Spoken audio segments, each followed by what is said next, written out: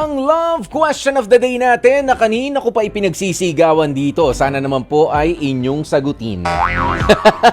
Paano mo nga ba malalaman kung love o lost ba ang hanap ng jowa mo? Ayan, unang-una, yung iba ay talagang allergic ha. Bago natin basahin ang inyong mga komento, allergic na kumbaga ang tingin nila sa pagka nakita na yung lost. Ay nako, makamundong ano lamang yan. Hindi natin kailangan yan. Dapat love, ganyan. Pero alam nyo ba na kayo ay dapat na meron ding lost para sa towards your partner?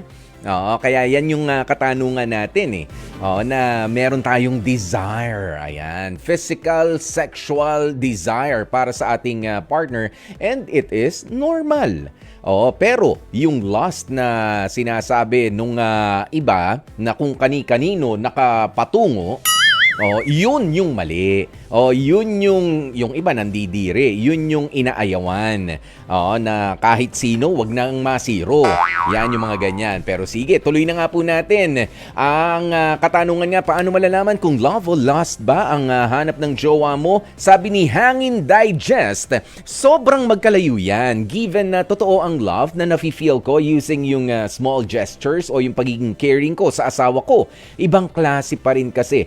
Kung yung love na ibinibigay mo ay mas lalo kasing napapalakas o nagpapalakas ng relasyon ninyong dalawa. Okay, sabi naman ni Macgao Gaming, love yan kung kaya nating tiisin ang panandaliang happiness.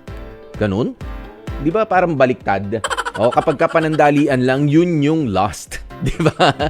Kapag love, yan yung parang mas pangmatagalan, ganyan. Ito, sabi ni Sergio Gonzalez, lost kung wala siyang pinipiling oras, yung tipong sa bawat pag-uusap nyo ang gusto may mangyari sa inyong dalawa, puro kadumihan ang topic, nawawala yung control sa sarili, at syempre, love naman kung normal ang lahat ng galaw at pag-uusap, may pagnanasa, yes, pero nasa lugar naman. Yun, medyo mas malinaw-linaw, yung understanding na yan ni Sergio, pero dinefine mo lang tanong na ay hindi niya naman dinefine, sinagot niya naman nga.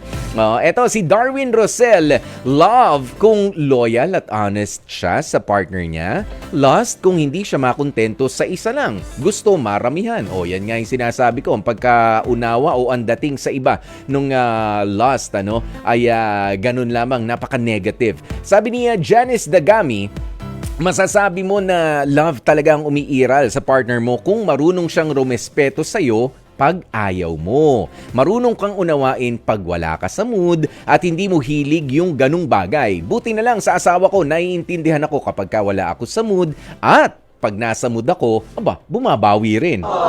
Yun ang magaling. Performance level. Ayan, sino to? Si Mary France, mararamdaman mo naman yan, Kuya Poy. Lalo na kapag bago pa lang kayo tapos gusto agad umiscore, nako, maraming ganyan. Tapos iiwan ka rin naman kapag nakuha na yung gusto. Yun yung lost.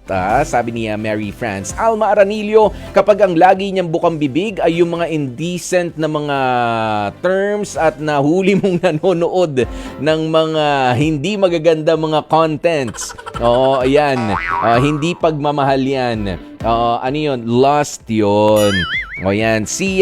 Ito, nagtatanong nga sino to? Si Arlene Alcisto, sabi niya, natalakay niyo na po ba yung papaano malalaman kung love o lost ba ang hanap ng jowa mo? Ayan, meron ka bang kasagutan dito, Arlene? Ayan, habang hinihintay ko, ito, si Melanie Canyaveral, sabi niya, love pagka panghabang buhay yung gusto, lost kapag panandalian lang. Ayan, si Andeng Bongo, yung pag flavor of the month ka lang, sure na lust lang yun. Ayan, sabi ni Josery de la Cruz, love kung mag-i-stay siya. Paano kung wala siyang ibang pupuntahan? Yun lang. Di ikaw na lang. Ayan, hello muna kay Sir Ferdy Tobias. Maraming salamat. Alex Fuentes, Andeng Bongo, Yuri Boy Gondra, Peter De La Torre, kina Sakura Hamito. Maraming salamat. Sina John Lester Aquino JL. Ayan, at syempre Sa marami pang mga nanonood sa atin at nag-share ng ating programa. Ayan, maraming salamat, ano? Ayan, pero syempre, ang final say ko lang naman dyan, sa kung paano mo nga ba malalaman kung love o lost ba ang hanap ng jowa mo, ng partner mo, totoo naman yon, madali lang. Kanina, sa pinag-usapan namin ng pahapyaw ni Kuya Lord, na kapag ka ikaw ay pangmatagalan talaga yung hanap mo, na lumalabas, na bukod doon sa pagsasama, sa pagniniig ninyo sa ibabaw ng kama, ay mahal mo pa rin, gusto mo pa rin kasama, meron kayong mga plano for the future na totoo, na gusto nyong tupdin, gusto nyong tuparin, yung mga paghawak lamang ng kamay ay okay na, para bang nare-relax ka, ikaw ay secure para sa future, yan yung love.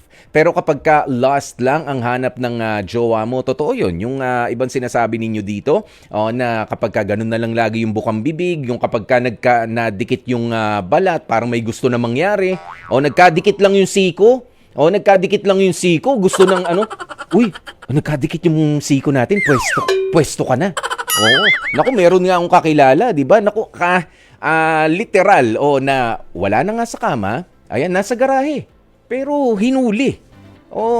Nasa garahe ng kapitbahay pinahuli, wala silang sariling garahe. Ganun kaiinit. Di ba? Pero hindi na nga maganda 'yon. That's lost.